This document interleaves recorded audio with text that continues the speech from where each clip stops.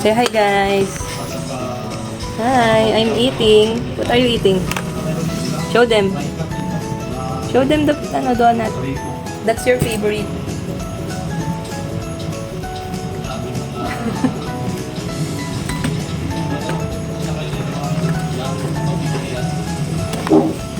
Show them this one. Dunkin' Donuts. Wow.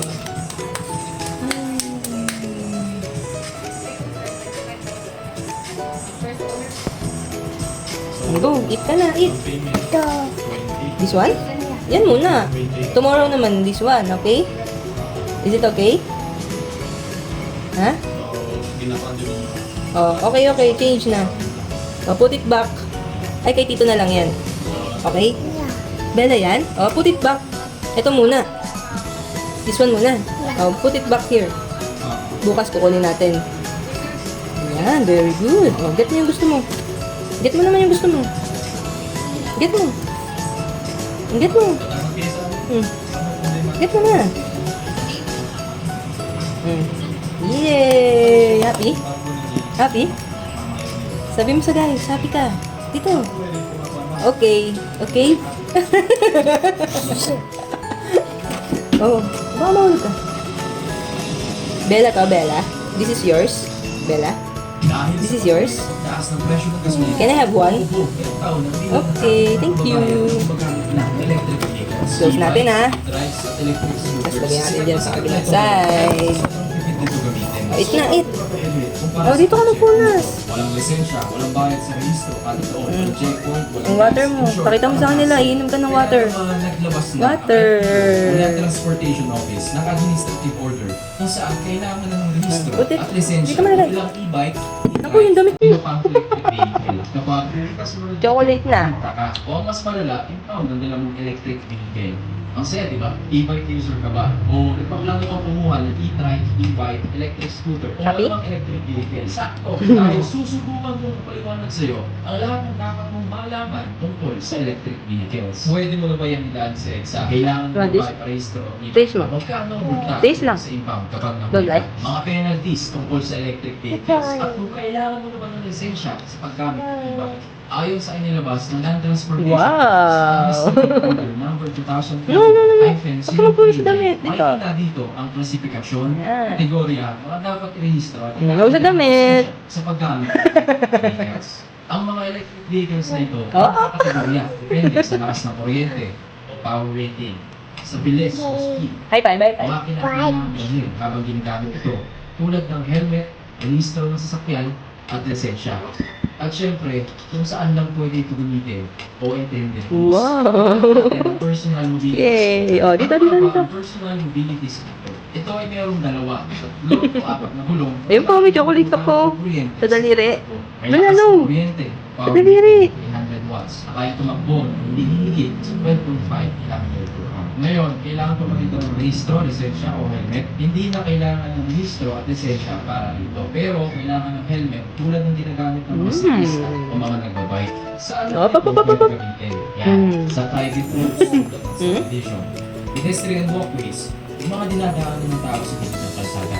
Bicycle lanes, at similar lanes designated by proper authorities. Ngayon, ang tanong, pwede ba ito sa EDSA?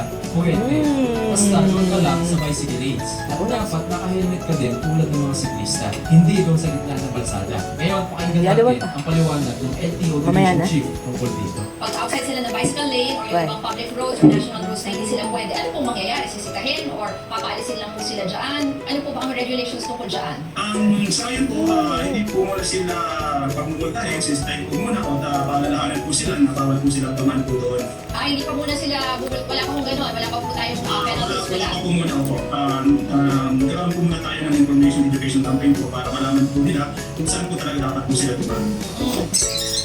And then, paano po naman natin matitiyak na safe din naman po kasi sinabi nyo, so wala rin namang penalties, baka yung iba mag-communicate po sa mga national. Mali yatang binihisan ko na to pa. Meron po yung penalties po sila pag nahuli na po ang Oo. Nakikita ka sa video, mahulog ka. Anong penalties na yun? Yes ma'am, existing na po yan. Under ano pong, kasi kanina sabi niyo, Say hi to the guys. Bella. Medyo lang po ako. Wala pong ganun. Wala pa po tayong penalties. Wala. Upo muna ako. Uy. Penalties. Wala. Upo muna ako. Sunod, ang electric kick scooter. Huwag kayong malito. Dahil kamukha lang ito ng personal mobility scooter. Ang kaibahan lang Why? nito ay nakatayo yung driver, sumasakay o yung operator. Oo. Kung meron kang kick scooter nung bata ka, familiar ka dito. Isipin mo na lang, nilagyan ng electric engine ang kick scooter. Kaya ito naging electric kick scooter.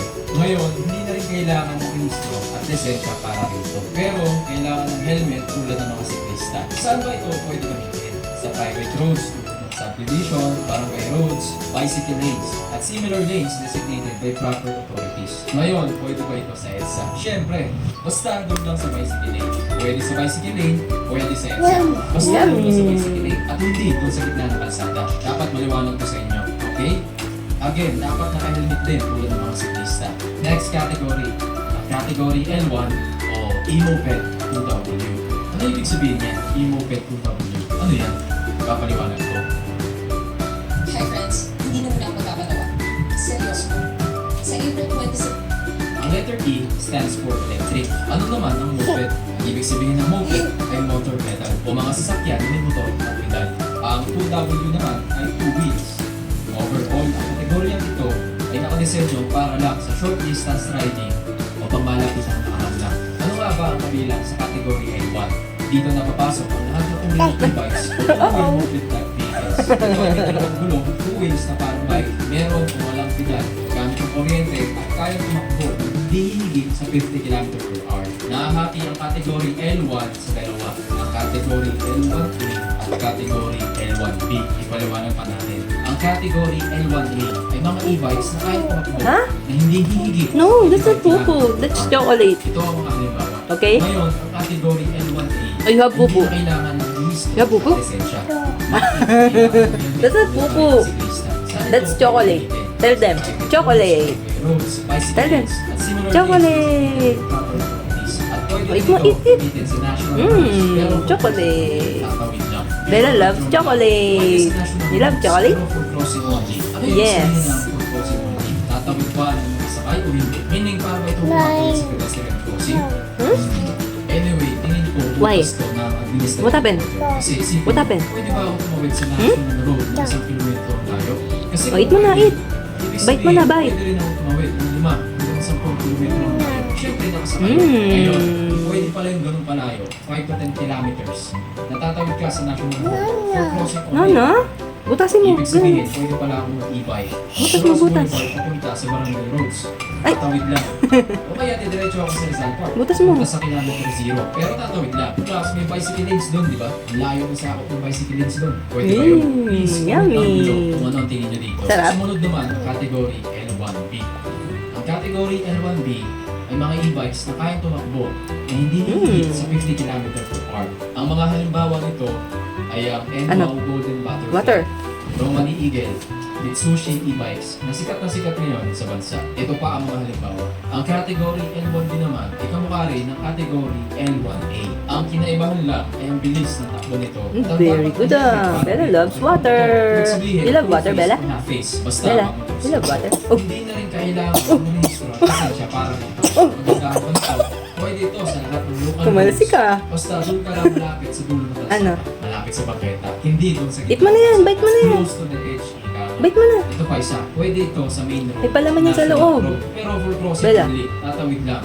Ngayon, hindi ko lang masigurado kung gaano Bite kalayo mo na, pwede eat. tumawid. Chocolate. Pero pwede tumawid. Tatawid lang. Ayon pa dito, kailangan magbigay ang right of way sa lahat ng Nana? tumatakbong sasakyan. Ibig sabihin, alalay ka lang. Papaunahin mo ang lahat ng sasakyan dahil delikado ang nakipagsabayan sa mga ito. Again, ang Thank you. category ito ay hindi pwede sa gitna ng kalsada. Next, dirty. category L2 o e-moped. Sige na, eat ka na, eat. Ito rin ay moped. Meron yung palaman sa Pero loob. Tingnan mo. wheels. Ano nga ba ang kabilang sa category L? Ang mga kabilang dito ay mga electric Naku. vehicles. Oh. Meron Wow. gamit ang Oh, eat mo na. kuryente. Kaya tumakbo. Why? Hindi You don't like na? 50 km per hour. You don't like na?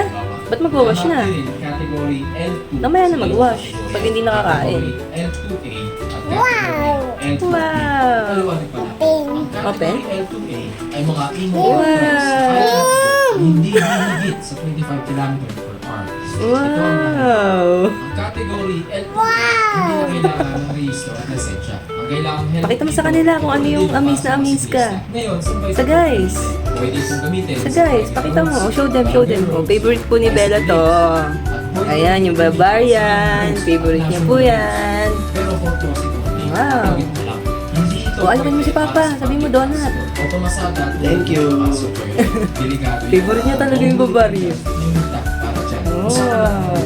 Maya-maya, sunod ang category L2B. Kamukha nito ang category L2A. Ang kinaibahan lang, Sinama pa yung bilis TV. ng takbo nito at Para pag may sinabi siya. para rito, Sorry, David. ito, full face or half face. Basta. Wow!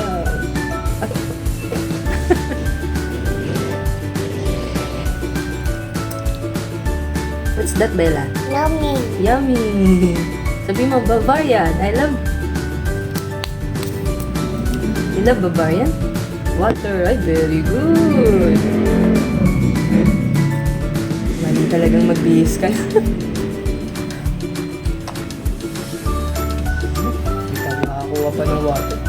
Bella, no! Kate? Dali mo. Yummy! Kakit ka na ba? Alas 11 na eh. Alas 11.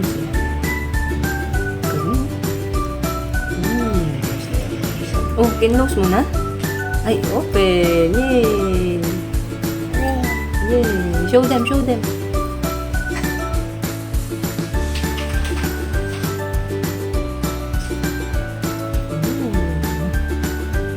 Bye! Babayan na kay Papa. Sabi mo, love you. You? Bella loves Bavarian. Sabi mo, thank you. Say thank you. Okay. That's okay. Say thank you. Thank you, guys. What's the sound of cow? No. What's the sound of cat? Hello. What's the sound of dog? Oh.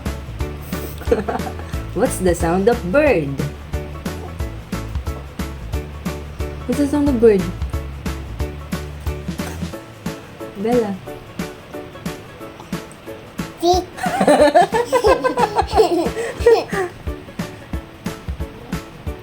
Sarap. Yummy! Sarap. Bella. Andito po. Sa table.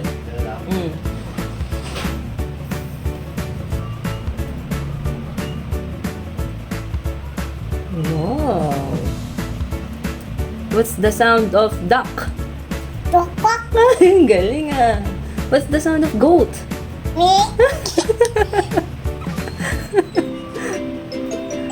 Anong sound ni Papa pag tulog? Si Mama. Si Mama din humihilik. Bella? Me. Humihilik? What's the sound of Mama when sleeping? Ah, Bella. Ay, si Papa na lang. What's the sound of Papa when sleeping? Me. Dumi? Oh no! Wait lang, kuha ko ng wipes. No, go down. Iwan mo na sila, guys. Iwan mo na sila. Iwan mo na sila. You don't like donut na? Ha? You don't like na? Oh! Commercial. Wait. Magkakamot na ng ating... Ayaw niya po kasi ng messy. Pero siya ay nag-enjoy. Are you enjoying? Bella? Are you enjoying eating donut? Bella? King. Ha? King. What? King. Go. Eat. Water. Tell me if you don't like na, magbabay ka na.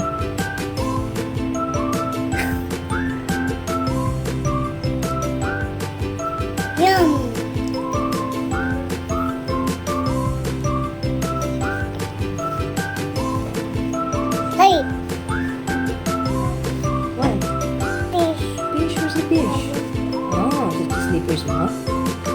slippers with beach? No. Where? Shoes? No. No. Opo. Hmm? Don't. Oh, you want to see it?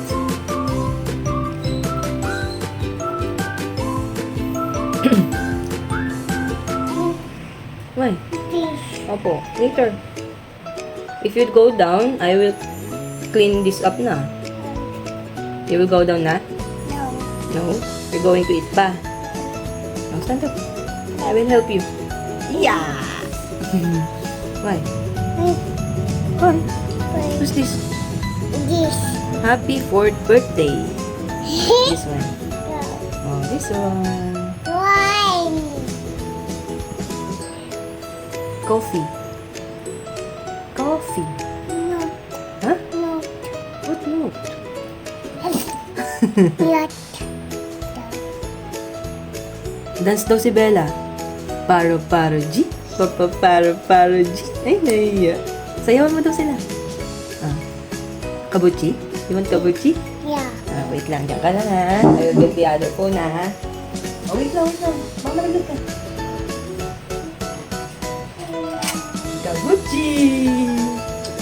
Bella wants kabuchi? Ay, lobat si Tito. Ay, sa TV na lang. No? Wait lang. Kunin ko yung remote. Ako lang ha. Kabuchi! Diyan ka sasayaw ha. Sayawan mo sila ha. Okay? Okay? Baba. Ay, why? Lilipitin ko na yung donut mo. Yes? O, tara, punas ka na. Bella,